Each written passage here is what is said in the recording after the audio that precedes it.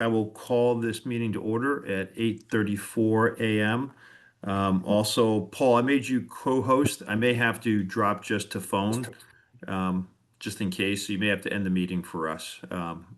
But I'm good till 9:30 at least. So, Okay. um, but on that note, we have one business item on the agenda, which is the housing production plan. So I will turn it over to Ellen and Jesse. Great, thank you. So we met last week with Sarah Brent and went over the updated draft of the housing production plan, which Community Scale has continued to work on. So the goal today was to talk through that. I think especially around some of the strategies that Sarah Brent has spent a lot more time building out. So yeah, Jesse, unless you have anything else, we can turn it over to Sarah Brent. Yeah, just a quick question. Doug, is the meeting being recorded? It Yes. says yes. Okay, Yep. thank you. Yep.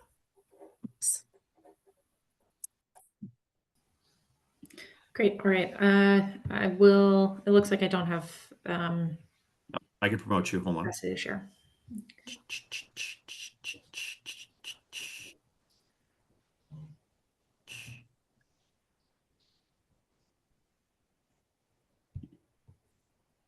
So you should be able to share now. Yes. All right.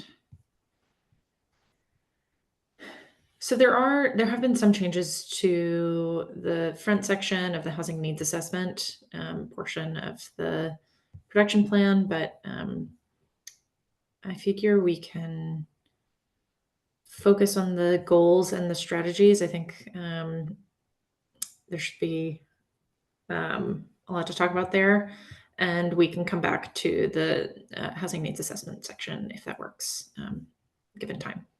Yep. That Great. sounds good. So Sarah Brent and I guess other members of the community, I did go through it in detail. So I don't know if it's just helpful. Should we just jump in with comments, or Sarah Brent, do you want to provide a bit of an overview, or just how would you guys like to proceed? Yeah, I think as we walk through it, hoping it can be just an ongoing discussion slide by slide, recognizing that maybe some questions will be answered in future slides, things like that.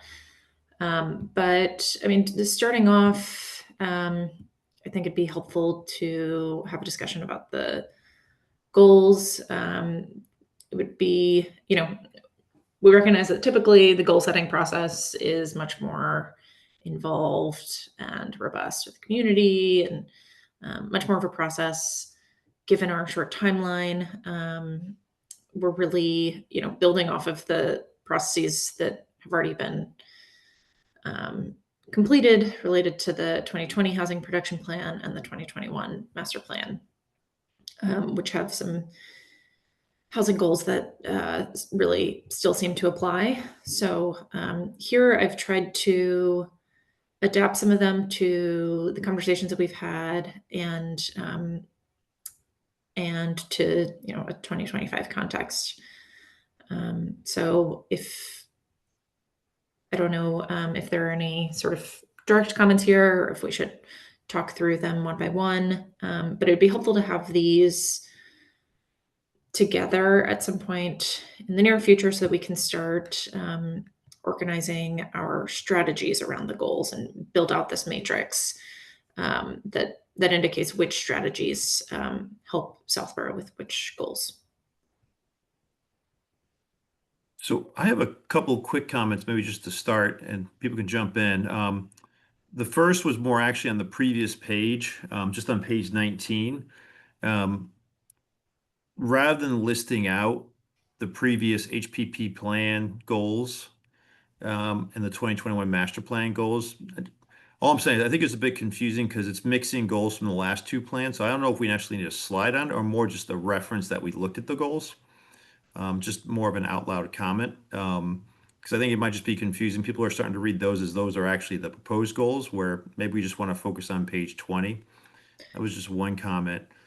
Yeah, I think I agree with that, and I don't know that I was necessarily thinking of page 19 as a final page, but hopefully more just a reference for our discussion of the new goals. But yeah, I'll make a note to be sure to not include this in the final draft. Okay, great. Yeah, and I agree. I think it was great to have it listed, for our reference. But just for the final presentation, I would agree with that. Um, the other on the second, so the goals overall, I thought were great. The the one comment I had was on the second one, where it said facilitate the development of housing options that are attainable for families and can enable older adults. I was suggesting maybe a broader statement such as, are attainable for Southborough residents at different stages of life, and then kind of putting in parentheses, e.g., single starter homes 55 plus, because families and older adults was like just two categories. And also families can be pretty broad depending on stage of life. So I just was trying to find a way that was a bit more focused on our existing Southborough residents and really talking about the stages of life that they might be in. But then using kind of an EG to kind of call out the things that, might be more important. So anyways, but that was one comment there. That works for me. That makes sense. The other was, this is curious what the committee thinks of this. Another goal at the end of saying, and I'll paraphrase this, but goal of maintaining compliance with 10% in DHCD inventory. That is another goal that we've talked about, trying to maintain compliance. So just to specifically call that out as a goal, I thought would be important.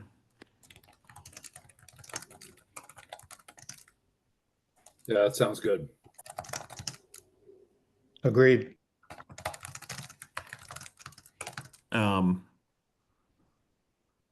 I mean, the other goals were good. I thought was great. I like the lead off one too, the variety of housing types. I think that's something that is a really important context for us. But yeah, I thought these were great, but I just want to add those couple comments.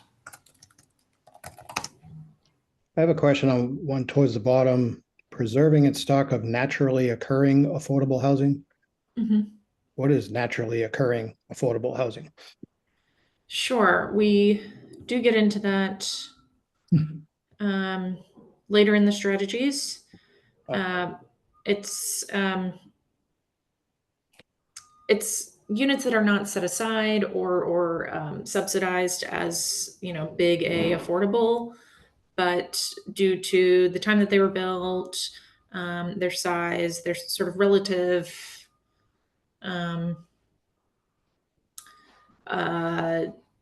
the way that they relatively meet the top of the market, they might be more sort of naturally occur. They might be affordable without having been subsidized, Or they're or just more affordable, or So Okay.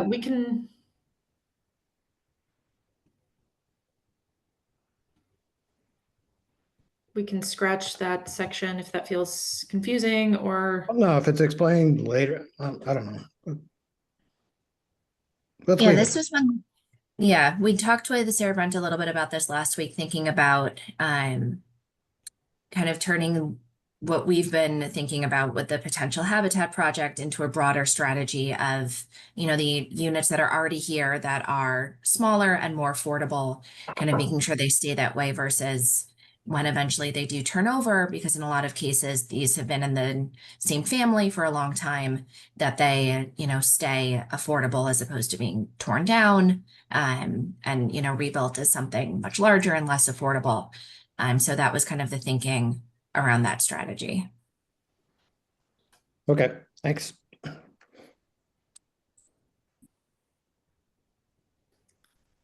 any other notes here? Anything feel like it's missing or overstated, or? I like this. I like the framing you provided, that, the community engagement happened with the previous production plan, with the master plan. And so I think it makes sense to be drawing from those versus just our small group coming up with a whole different direction to be taking this. So I feel like this is a good update of the goals that we had in place and were informed by all that work. But like you said, kind of updated with the current context, the focus on the diversity of housing stock, ADUs, different family types, as Doug mentioned. So I like this.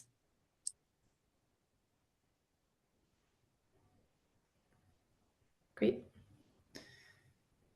Before we go on, does anyone remember, the the survey that the Municipal Technology Committee, I believe it was, did? They just encouraged people to fill out this survey. Some of it was around technology, but there were other topics, and I can't remember if housing was one of them, but it might be something we can draw from.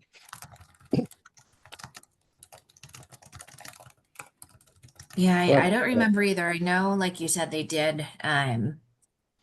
They talked to other like boards and committees on what questions should be included. So I would assume there were some from planning board. So we could reach out and see if they have results related to housing that we could reflect here. Okay. Yeah, thanks for that reminder.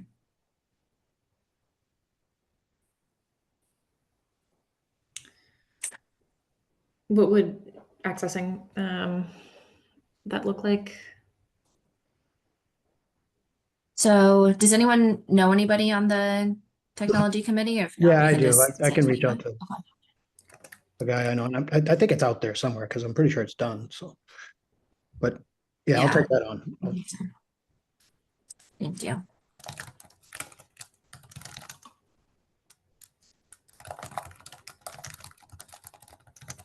All right. If there are no other comments on this right now, again, you will all maintain access to this document, and as comments come up, you can comment directly in the document. But if this is good for now, we can move forward.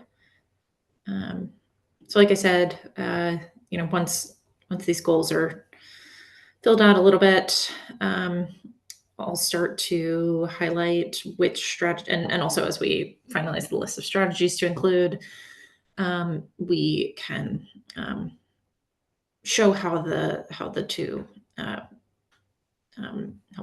each other or sort of interact with one another. For the strategies, I did break it out into two sections, thinking about specifically production strategies are the central focus of a housing production plan, but also recognizing that you have a lot of other strategy ideas for improving affordability and attainability of housing that aren't necessarily about producing more housing, but that we still want to highlight here. So I have the production strategies and then other housing strategies broken out. For production, we didn't really talk about this as a strategy at last meeting, but I was just sort of reflecting on, you've added a lot of capacity for multifamily housing that could, really support meeting your production goal over the next 5 years through the new MBTA communities overlay districts. So here while the compliant districts have a total capacity of 828 units as estimated through the state calculator. If you subtract all the existing units, it's closer to about 650 net new units. And that's at full build out, assuming everything gets built exactly to the max. So that can be a meaningful source of production. One thing I did want to do, and that I think I'll be able to now that I've received the copy of the compliance calculator from Karina and her colleague, is estimating how many net new affordable units there will be, given the inclusionary zoning in these districts. So Sarah Brown, I think this is definitely a great idea to focus on utilizing what we already have in place, right? And I might suggest there might want to be a slide before this that kind of hits that theme, because only reason why I say is the MBTA Communities Act is still probably a hot topic, right? We barely passed it. But more just kind of summarizing the theme of, one of the goals we should be focused on is using what we already have in place, right? And one of those is definitely the MBTA Communities Act, right? Yeah. The second is the ADU bylaw, the state bylaw at least. And then the third might be right after that. I'm thinking about moving up the removal on the cap of senior housing because we already have existing zoning that allows senior housing. So it's more about just theme of like the theme of, this committee has looked at this and with community scale. And the first thing we'll always look at is what do we already have in place that will help promote affordable housing in the first place. And so I think that's just an important theme. Yeah. And it also to categorize it. And then, and then maybe we're starting with the ADUs versus the MBTA Communities Act, but I don't know. I'm trying to think about sensitivities, but I really do like the theme. And those three kind of, MBTA Communities Act, ADUs, and the lifting the cap on 55 plus housing, those seem to work well. So anyways, but just as a first kind of thought of, kind of organizing this. Did the previous slide with the zoning map, did that have MBTA communities? Was that updated for that? This one, yeah, and I can indicate with a No, sorry. Wasn't there a previous slide with the zoning map for the whole town? Or am I just imagining? Yep. not yet so far. Yeah, I sort of agree with Doug, and we might want to consider, having the MBTA communities mentioned in a slide with the whole zoning map. Yep. And I think it's great, Sarah Brent, that you did highlight that radius around the train station. But we actually do have several other. Is that what those pink sections are? Yes, so I Oh, did grab this from the existing, I think from a presentation that was given about somebody else made this map. But I believe the districts are in black. that's So I can indicate that with a legend. I just okay. popped it in here sort of as a draft measure, but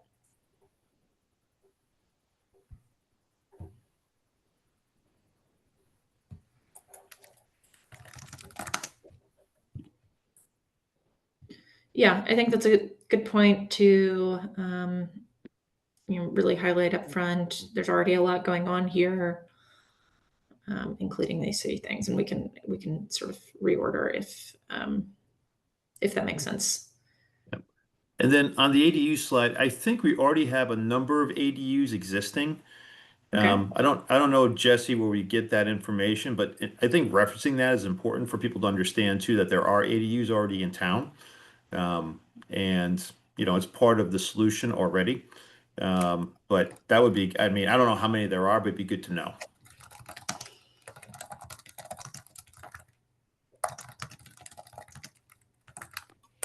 Well, that's a good question. My first thought was to reach out to the building department. I'll shoot Karina an email. She'll Okay. probably have a good solution for that. Yeah, Lara Davis might know that exactly too. But that's good. Yeah. Corinne is definitely the right starting point.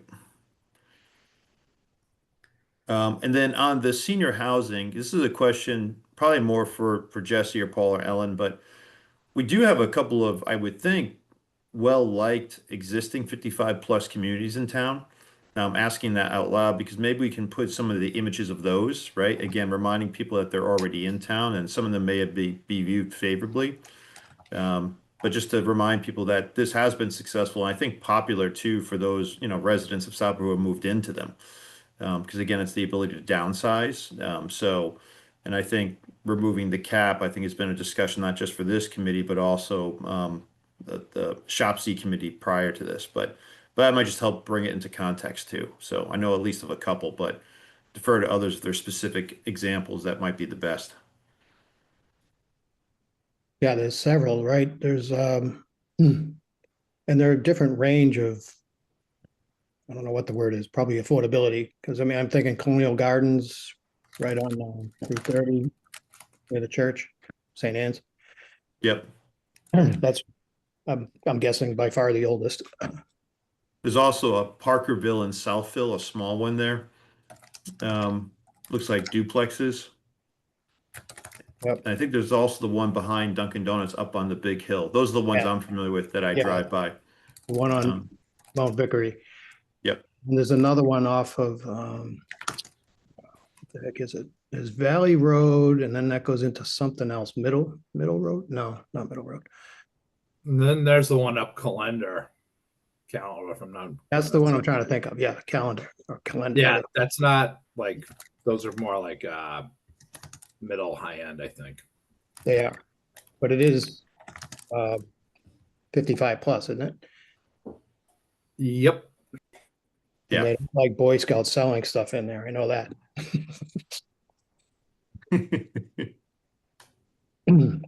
Calendar is with a K, by the way. Oh, great.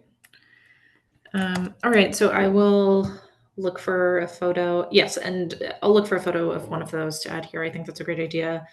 And you'll notice throughout, I haven't, I really just wanted to get the wording content in. And so if you have specific ideas for photos or things to highlight graphically, feel free to voice those. If not, I have some, sort of more, I have some ideas, but going back to the ADU page, I wanted to check in with you all about the sort of annual demand math. This was something that I talked about with Ellen and Jesse last week. Recognizing we can't totally predict annual demand for ADU permits, given while there may be some units, there's not a long history of permitting ADUs under the existing, under the new state legalization. But looking at other places where there's been a longer history of ADUs being legalized, and then applying those numbers to Southborough to give a range. If those same rates of production or permitting carried over, Southborough could expect 3 to 4 ADUs per year, or about 15 to 20 over the housing production plan timeline. I mean, the process, from my perspective, was so arduous before requiring a ZBA special permit. It's almost like going from 0 to 100 miles an hour. So I don't know how deep in the weeds we need to get into that differential, because if it's by right now as opposed to needing ZBA hearings. Doug, you're on ZBA, right? I mean, would you agree with that, or? Yeah, I think I would agree. And first of all, I think the numbers that you're suggesting based upon data of other places is probably fine. I mean, again, I think for me, this is more about housing diversity, right? Than necessarily, some like it's going to be 40% of our production. I also like it too, because it's more about the infill that matches our character, right? This is more subtle type stuff. But the 3 to 4 per year or 15 to 20, I mean, that seems, doesn't seem inappropriate. I do agree with Jesse, like, it's going to be much easier, right? So we might see a sudden boom in ADUs pretty quickly, but then I think it will settle out, right? Because again, we're not a big town. And so, but the numbers don't bother me but again, I think the theme is more about housing diversity and appropriate, building within our town. Like, yeah, I that's why I'm like hesitant to even bother putting in. Oh, in 2023 there were 2 permit applications. I don't know, little or none. It could be stated with confidence here. Yeah, I don't know. I think it would be helpful to check with Karina or Laura or anybody just to, even though we know it's going to be a low number, just to confirm to people that this isn't something brand new, that, this has existed, albeit at a pretty low level, in town. And so, I think if we are just able to say that, we've built 5 ADUs, that's more than none. So That would be the ZBA admin, I believe. Yeah, that'd be Lara Davis. okay. So Sarah Brand, if you want to reach out to Lara Davis directly, she is really helpful. She's full-time now too as well. And then Jesse, didn't we have a cap? I mean, obviously it's not relevant anymore, but wasn't there a cap on ADUs as well too? That was in the zoning? That was holding the number? I don't remember. I don't think Yeah. so. Okay, maybe that was just the senior housing. Maybe I'm mixing it. Maybe it was just a size limitation. But Sarah Brent, Lara would be great on this slide just generally because as Jesse said, a lot of the ADUs did go through the ZBA. And that's LA, RA, yep, Lara. Davis. Great. I mean, yeah, as the rates of production are informed by other places that have by right legal ADUs. So we're pulling from, Portsmouth and Dover, which are still larger than Southborough, but maybe more in the ballpark. And then looking at Portland, Oregon, which is sort of the city for ADU legalization. Seeing, even so, a very, very low production rate of ADUs relative to housing units. So the rates that I use in the last paragraph are informed by other places where it's by right, rather than recent history in Southborough. Okay. Great. All right. That's all helpful. So we talked about the MBTA communities slide and talked about this. Maybe since Ellen forwarded this over yesterday, I did add some information about the existing, how close the town is to its existing cap. I received that from Karina, I think yesterday. So Yeah, you may also want to put as a, oh, maybe you already have it, right? Yeah, so it's only 7% of our housing stock, right? Yeah, so it's a pretty low. You already have it. Good, great. I was going to say it's a pretty low number and percentage. yeah. Great. Yeah, and I'm trying to be clear about when I'm talking about 55 plus versus 65 plus. So here trying to say older adult instead of senior. Moving on, if we don't have any other notes on the 55 plus unit cap. We talked a little bit about opportunities for housing development on Route 9, identifying underutilized sites and highlighting the need for sustained coordination with other planning efforts, particularly as the town considers the future of wastewater infrastructure along Route 9. And we can get into that a little bit more on the next slide, I think. But this map, I looked at all the parcels that were within 500 feet of Route 9 that have, per the town assessment data, more valuable land than structures and are not conservation lands. And I highlight some of the existing uses. The majority of them are not currently residential uses, and 23 of those, so about a third of all these sites are currently listed as a vacant use. So there are 340Bs right now in the pipeline on Route 9 that are near either permitted or about to be permitted. Okay. There's 120. So should I highlight those both on the map and in the text? I think so. Okay. 250 Turnpike, 120 Turnpike, and I want to say 330 Turnpike. Karina has, like, those are regular agenda items on the planning board. Okay. Obviously, there's ZBA jurisdiction, but Yeah, with some of the ones that I know, 120 is permitted, and the others are sort of in the process. So I'm wondering how to talk about those in this plan if they're still sort of Well, my suggestion, I mean, the slide's okay. At say that, you know, at the time of the plan development, X amount of units. And if you're reaching out to Laura Davis, I mean, she's got a direct, you know, that's a direct contact with Yep. the stats and the status on these things.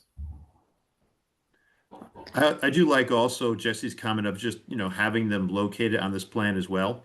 Again, it just kind of reinforces, you know, that's where the development's going on along Route 9 anyways, which is, you know, so not a bad thing to have those sites identified on this as well.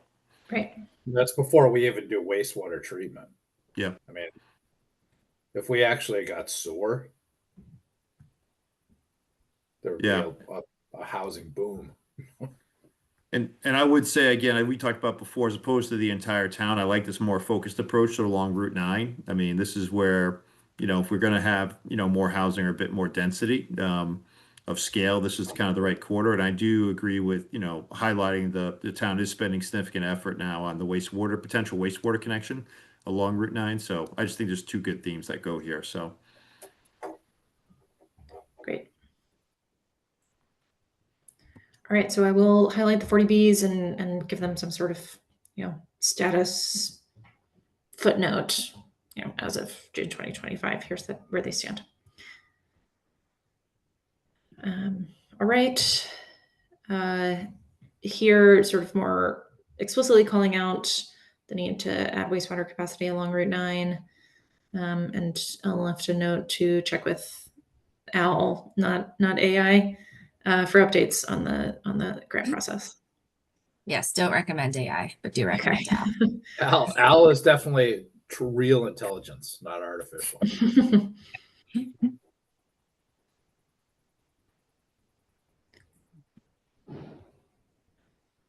All right, if there's anything else to add here, I can move on.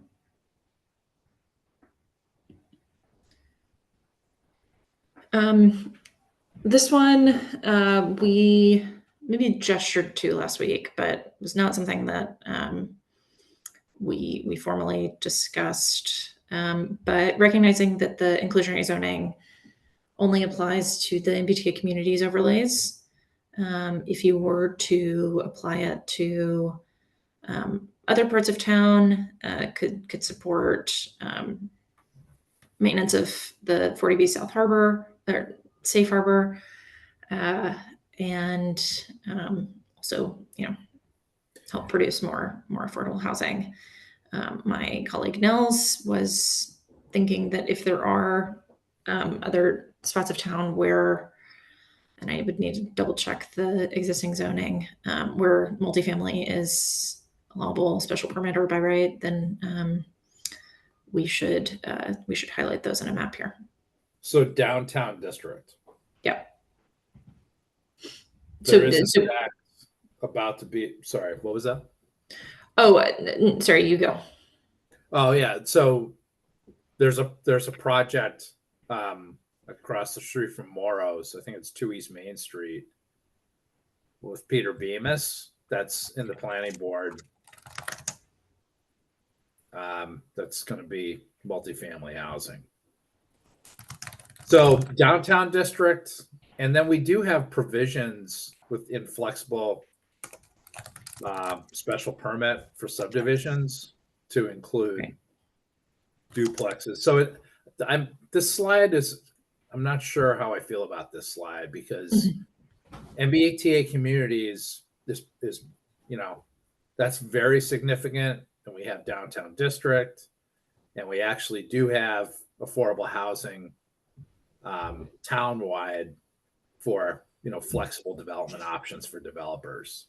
So I'm not, I mean, as a ex officio planning board guy, I'm not sure how much more zoning change occurs to me as being like feasible to this end.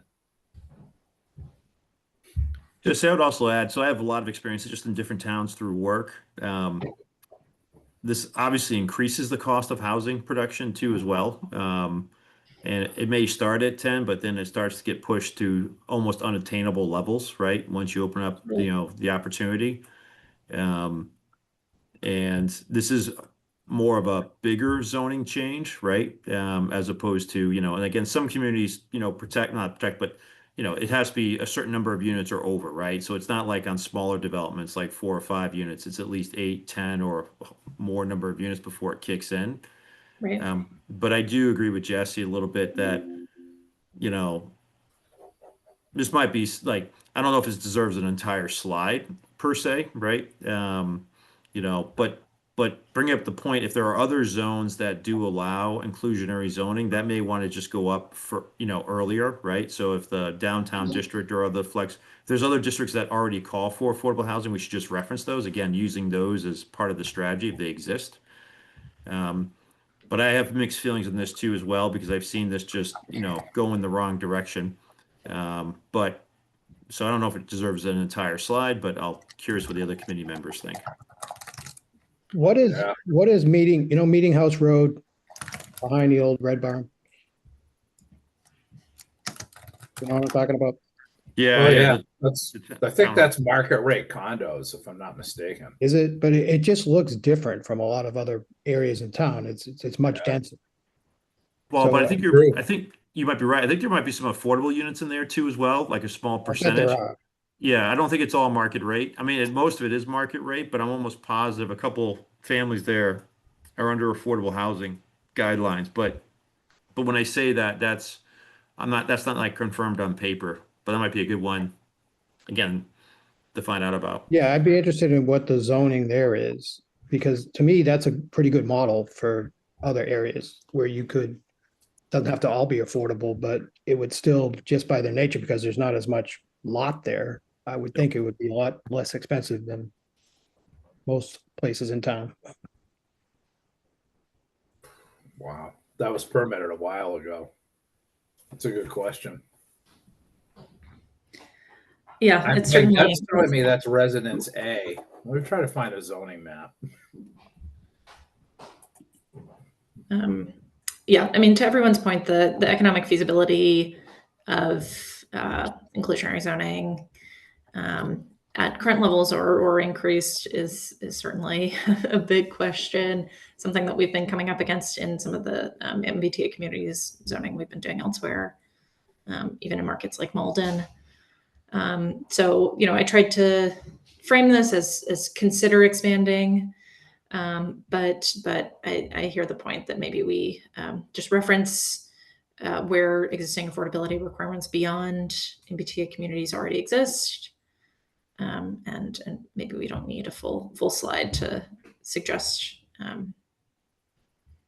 that this would be a workable, this could be a workable strategy for Southborough if if the economic feasibility is proven.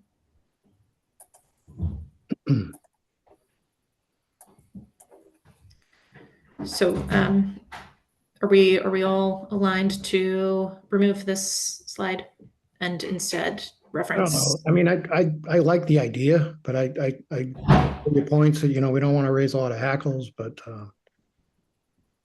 maybe combine it with the Route 9 slide somehow.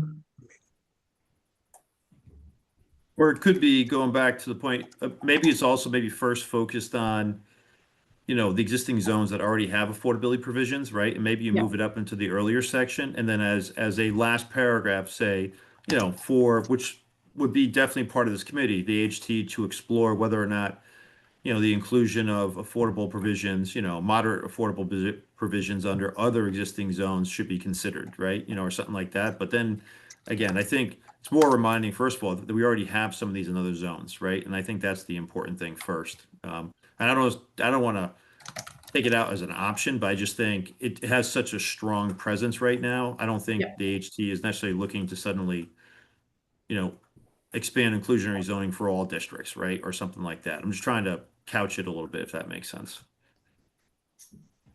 Sure, I think that makes sense. What exactly do we mean by inclusionary zoning anyway? It would be a requirement that a certain share of units, such as 10%, would be, to be able to build at a certain density or a certain number of units, it might be triggered at 8 units or 10 units.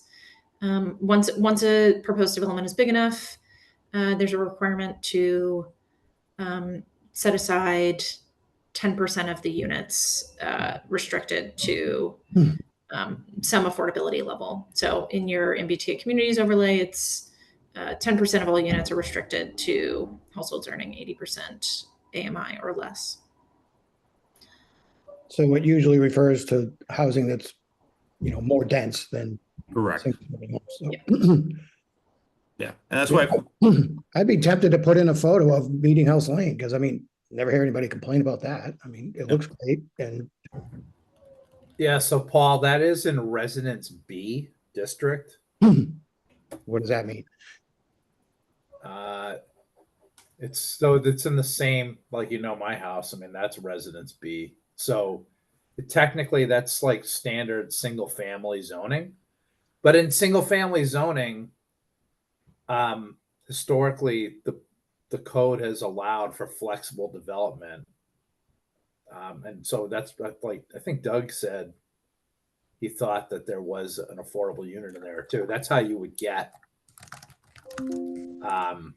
through the flex option. So that's existing. My point being, like, this already kind of exists in our code, that we do allow boards to grant special permits for flexible developments in exchange for affordable units.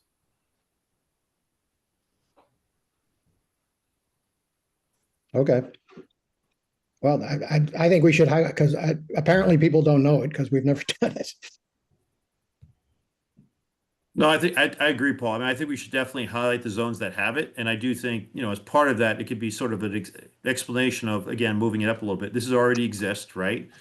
And we obviously want to leverage that, because that's good, right? And then also, I think it's definitely fine to still keep an open mind to say, and to explore potentially applying this to other, zones that allow denser housing or something like that. And then that will at least cover us, from a AHT perspective without,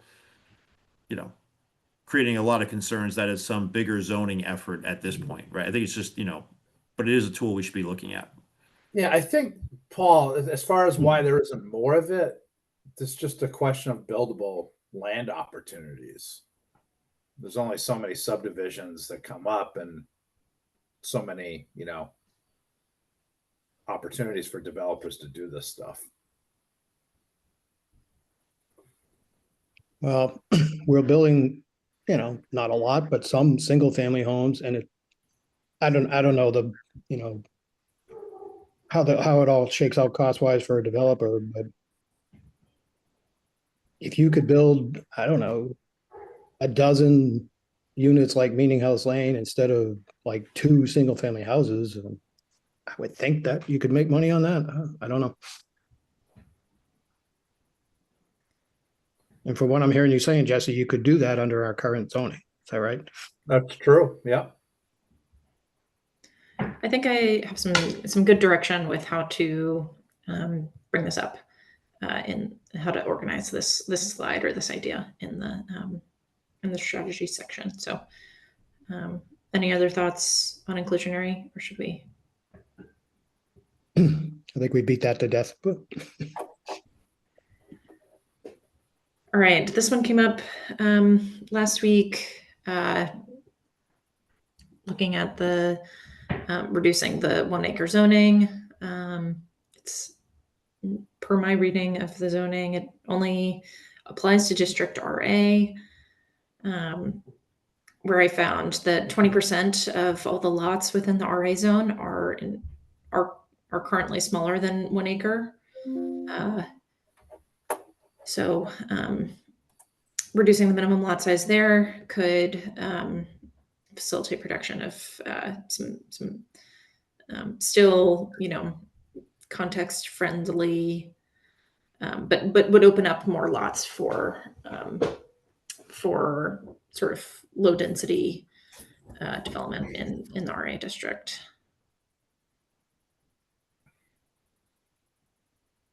So I think I agree with Nell's comment first. Like, again, Jesse might have this embedded in his mind, but I don't know where all the RA districts are.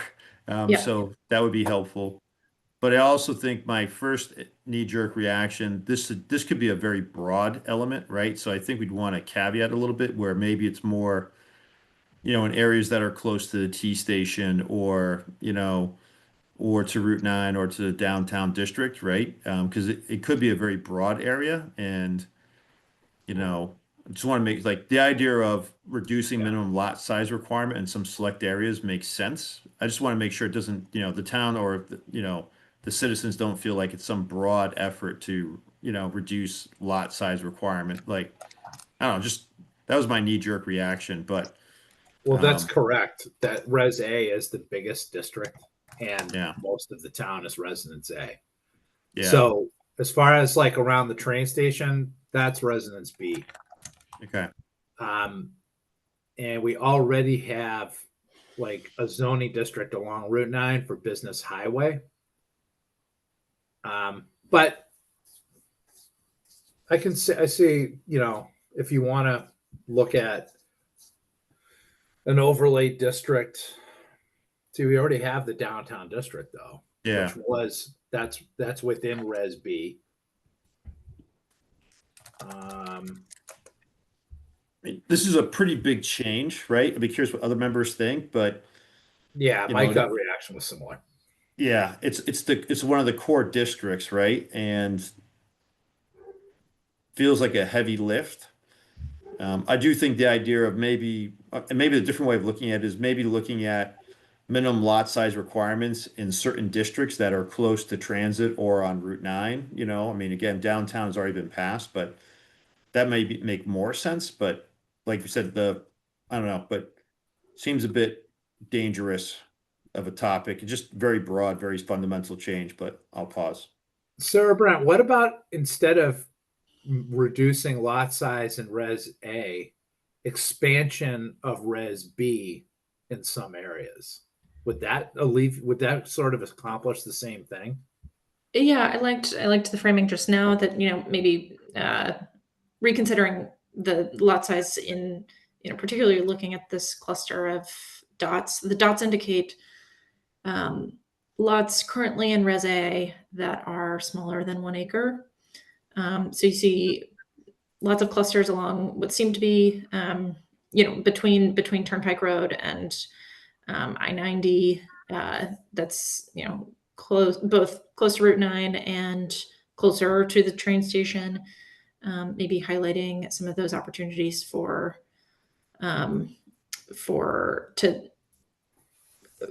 some reduction of minimum lot size, whether through reassignment of district or some other zoning change. But yeah, maybe not Yeah. highlighting specifically all of Res A needs to change from minimum 1 acre. I think that makes sense. I think that's doable. Yeah, that's a great comment, Jesse. I agree with that. Are there any other clusters? I mean, I think, yeah, this band between I-90 and Route 9 certainly makes sense, but are there other clusters that or other sort of, these overlays of like these places that we sort of talk about in abstract as good places to support production or add density? Is there anywhere else besides this section that we want to highlight on this slide? See, I think at this point we've covered it from a zoning perspective. Okay, great.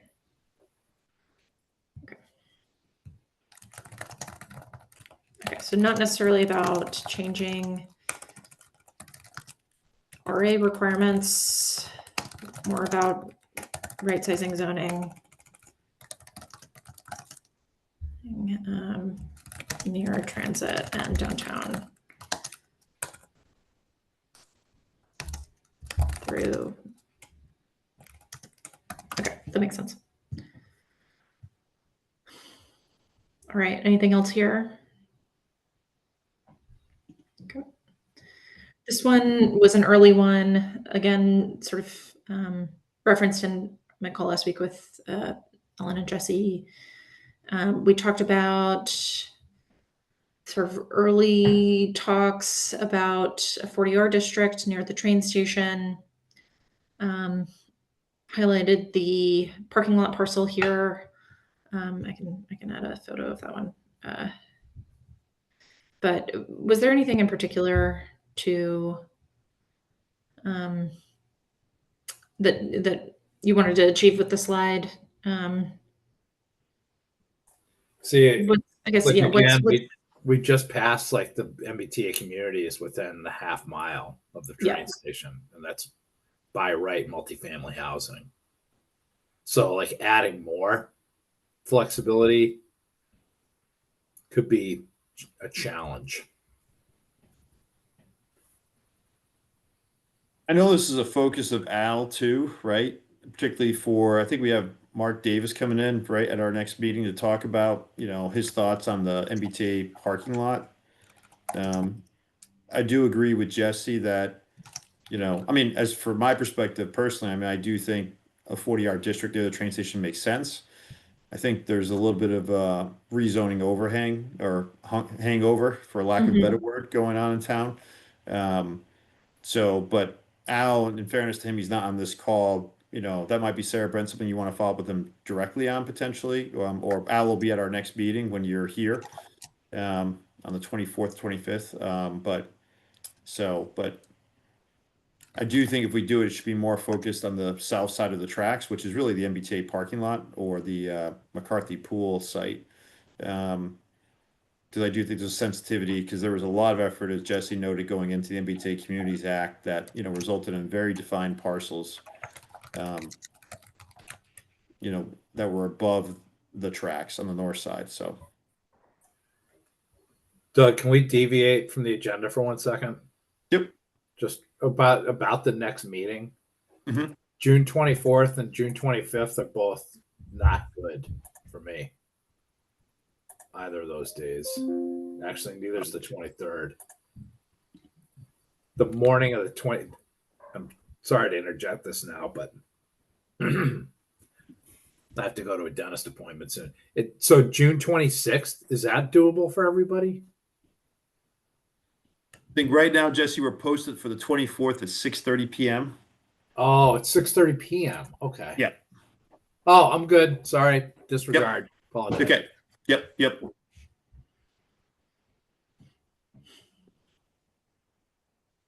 All right.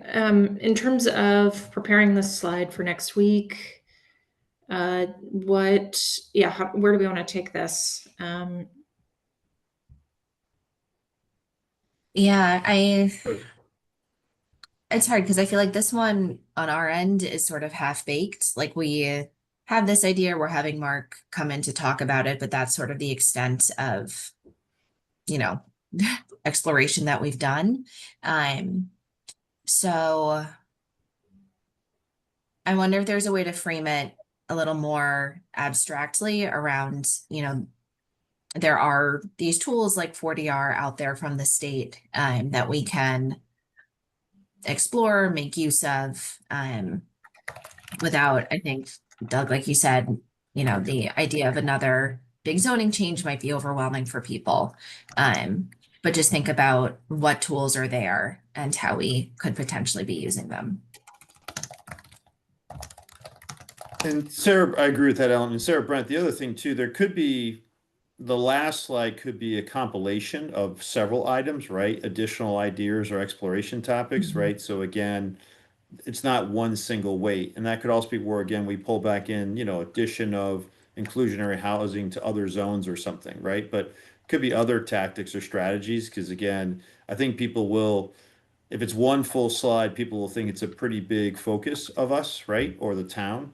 But I do agree, going back to what Paul said earlier, and Alan's talking about, like, but we don't want to leave necessarily anything off the table if it's something that's being used actively by other towns. So, but that way it may at least, just lower its prominence a little bit. And I do like the idea of it being focused more on the 40R is more about resources, right? As opposed to a specific, major goal of the HT.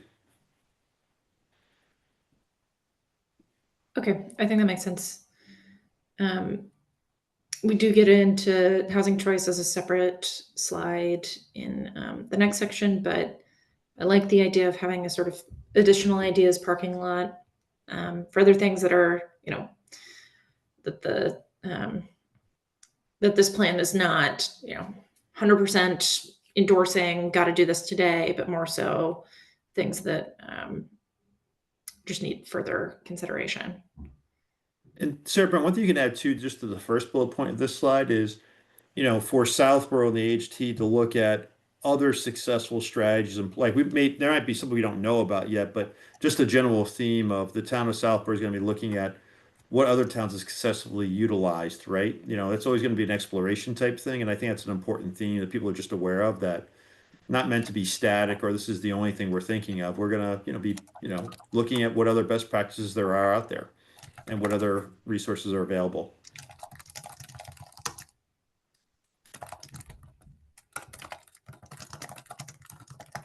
Yeah, that makes sense.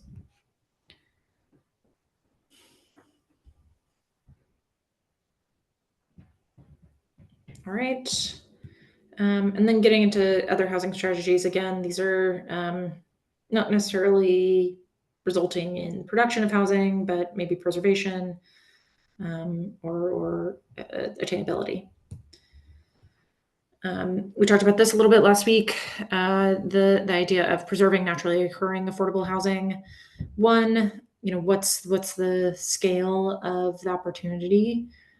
And then two, what are some tools to preserve these sites? So in terms of understanding the scale of the opportunity, the volume, location, and condition of naturally occurring affordable housing in Southborough, I looked at existing use, assessed value, and date purchased, and date built. The idea being that single family homes that have a certain assessed value and were purchased not so recently and were built not so recently are more likely to be naturally occurring affordable housing, to be sort of smaller units on smaller lots. And so I found that there are 191 total single family homes with assessed values of 483,500. And I should sort of bump this up to clarify what that number is. That is the typical sale price affordable to a Southborough family making 80% area median income. So there are 191 single family homes at or below that assessed value. Recognizing assessed value is not going to be sale price, but it's what we have. And those were purchased before or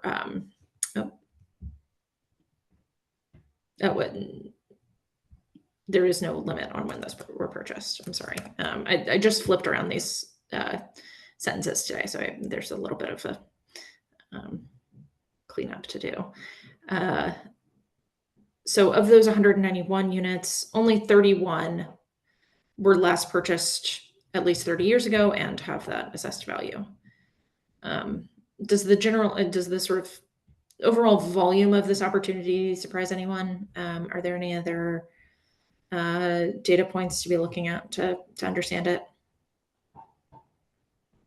I don't know if there's other data points, but first of all, I think it's great that you have the data points, right? Because I think this is definitely a theme that we have been pursuing, and we've actually actively looked at one or two single-family homes, one of which gentlemen potentially wanted to sell it to the town purposely to make it, permanently affordable. So I like the theme. I don't have any better suggestions for numbers. it is good to suggest that there's not a lot out there. This also just highlights the problem we have is there's not a lot of naturally occurring affordable housing. Um, so I really like this slide. And again, I think this is it's not the only strategy, but it's an active one. And it's a good use of our limited resources. So I think the idea also is if you might want to weave in that the HT, obviously, sometimes acquiring existing affordable housing is a more efficient use of funds. But I just throw that out there. I'm not a fan of a preservation district. The idea of, I feel like I'm a big believer in property rights, right? So, the idea of a preservation district or an overlay that tries to protect them, I think that's a bit nervous to me. I'm not sure what that means, but so that would be my only comment. I would say I was a little bit not sure how to interpret that. So Yeah, I had a question on Sure. that too. I mean, it Uh, seems like you'd be limiting the homeowner's right to get as much as they could for the house, right? If the buyer can't knock it down and do whatever they want. Yeah, I mean that is, I guess one of the perceived trade-offs. I just, there had been the suggestion, is there anything else that we can do besides use HT funds to, outright purchase properties before they're acquired by market rate developers or owner occupants, and that is one of the sort of prevailing uh, prevailing strategies that work elsewhere, but maybe it's not a right fit to highlight here. Well, on the other hand, I mean, it's good to know, like Doug said, Yeah. it's just good to know which houses, fall into this category. And maybe we could be proactive without reaching out to them and just say, before you put your house on the market, consider selling to us. I don't know. It's interesting. I understand the point you're making about property rights and, people being able to maximize their sale price. I liked the strategy. I think, having something that's a little more that's broader than the trust, stepping in to purchase these houses. If we look at, again, if this is the assessed value, the sale price is going to be higher. We do this twice and then that's all of our funds. So I'd be curious to see, and this isn't necessarily something for you to do, Sarah Brent, but exploring where other places might have this type of district, how this works, what type of impact it has. Because we don't want overlay on top of overlay, make things too complicated, infringe on people's rights. But I think having a little bit of a higher level solution to this than individual property purchases was appealing to me. I also wonder from a estate planning standpoint, if there's a estate planning tax relief for donation of a departing primary residence. Right. There are, some tax relief strategies do come up when you as potential preservation tools, but I wasn't sure how much to include things that are, outside of the purview of the HT or town. I think that's an excellent question and, something that we should look into maybe, outside of your charge here, Sarah Brent, but But I'm wondering if there's some kind of code change that would somehow incentivize it further. that's a great question. Cause I mean, if families that are long gone from Southborough, the parents are still here. Eventually, they're gone and the family doesn't want the house, maybe doesn't need the money. So they would consider, selling it to the town at a reasonable rate. Yeah, like selling it to the town and then getting some kind of estate tax relief Yeah. for the differential between what the town pays for it and market value. I'm Right. actually like inventing this non-existent thing in my brain right now. So Good idea. to go on for a slide, but No, but I mean, the idea of an incentive, I think, makes a lot of sense. And if we're hesitant to put in a place a restriction, then I think an incentive can have potentially, hopefully the same type of effect, but keep people's options open if we're concerned about It's that. not wholly unlike donating your old car, right? That's exactly where I was thinking, Paul.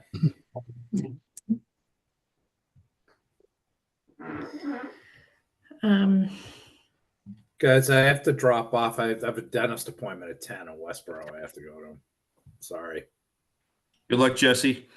Okay, Thanks, Jesse. I'm going to need it. Guys. Thanks.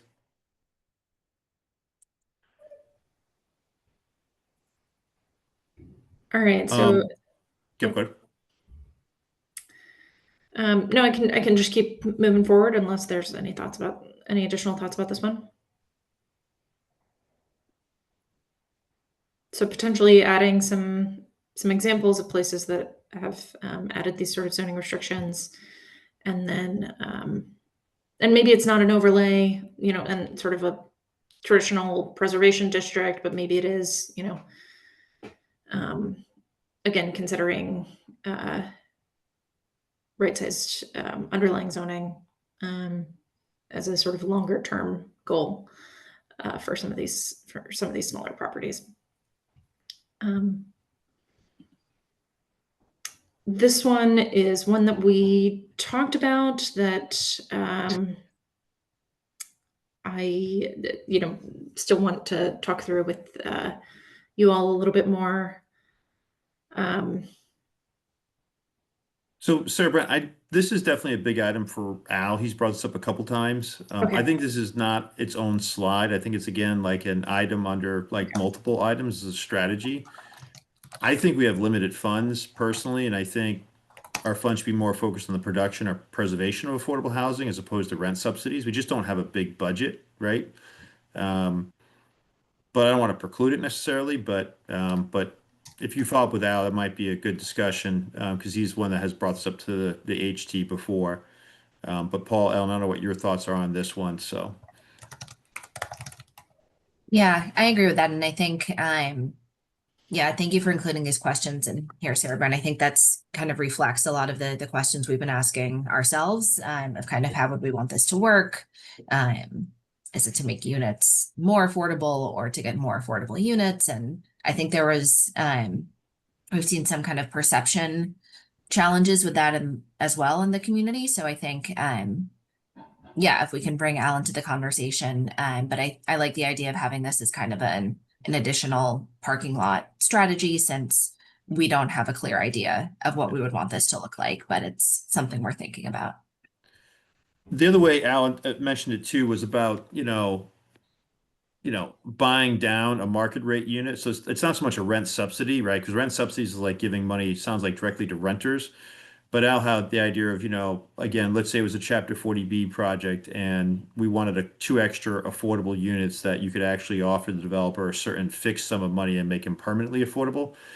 So it might just be also the title of, how we phrase this a little bit, but that's something else you could talk to Al about. Okay.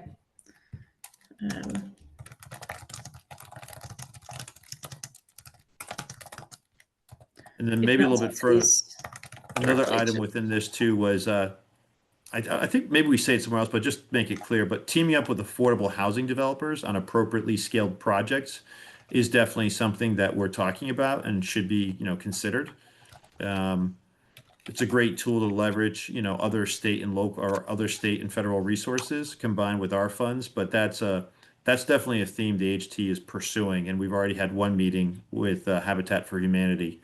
And the other thing, before I forget one, throw out there too, would also like to put, and maybe this is on the list of other potential items to explore, but the ability for us to have a part-time staff person to facilitate the HT, right? And this is a pretty complicated, dense subject matter. Shopsy did have, through a state grant, a part-time staff member for a period of time. We also have our own funds, right, that possibly could do that. And, but I think that's also an important theme because as we all know, we're all volunteers. And, and to be honest, Sarah Brent, just having you on this is awesome. So I just think that's another theme I'd want to put out there too as well.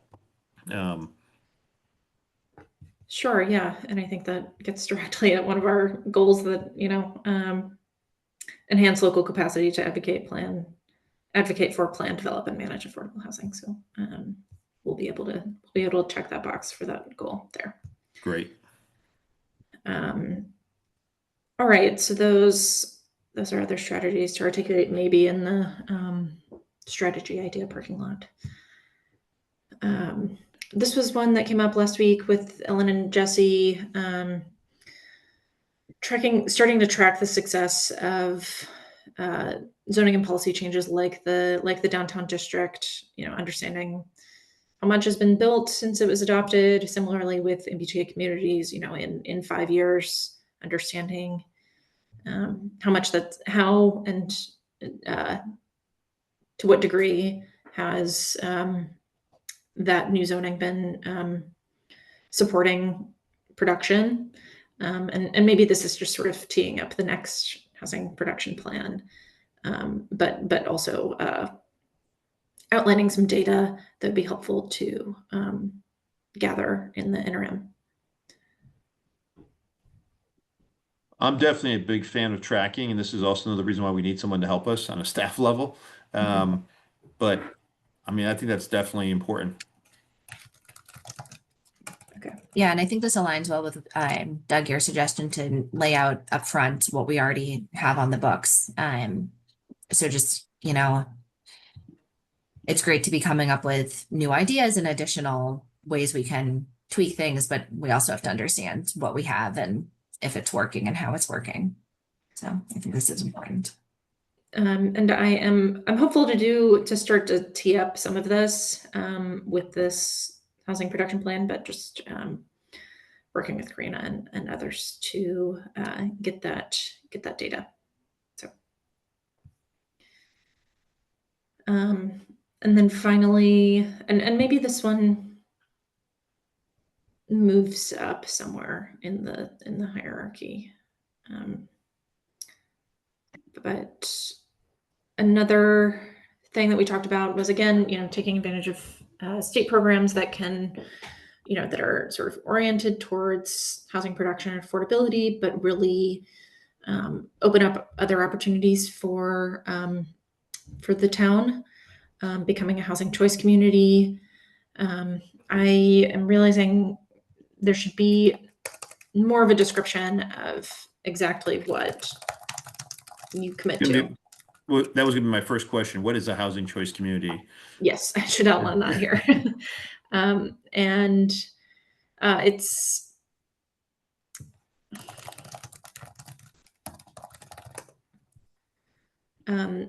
it's a designation that 98 communities have already pursued.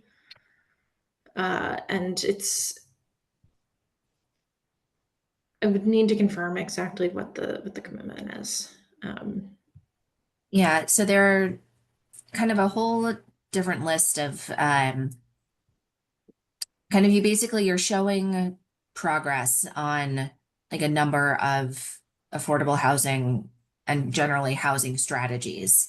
And so there's, I don't know how many are in this list. It's maybe like 20, and you show that you're taking steps on 10. So it's things like having a certified housing production plan and being in safe harbor.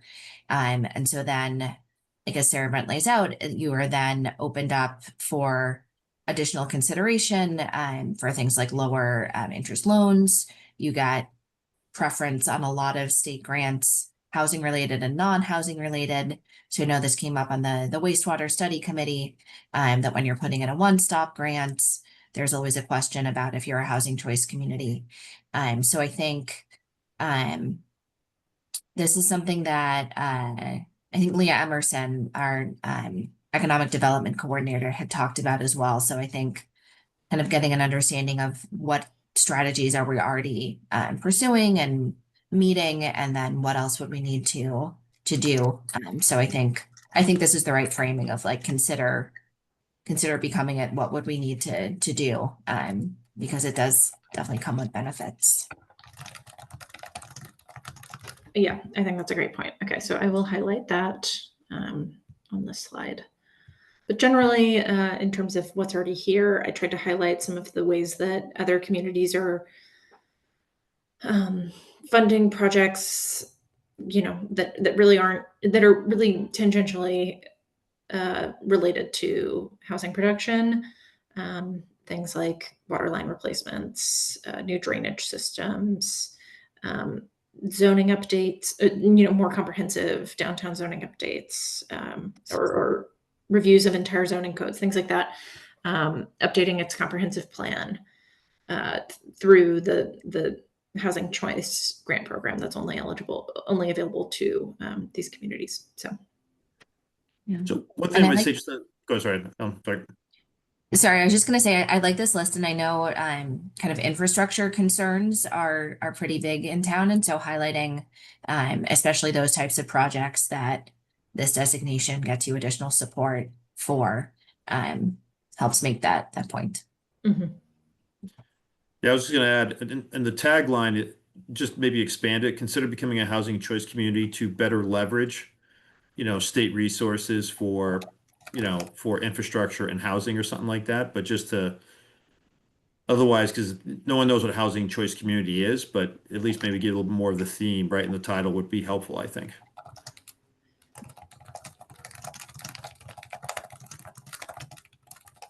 Sure, something like that. Yep. Okay.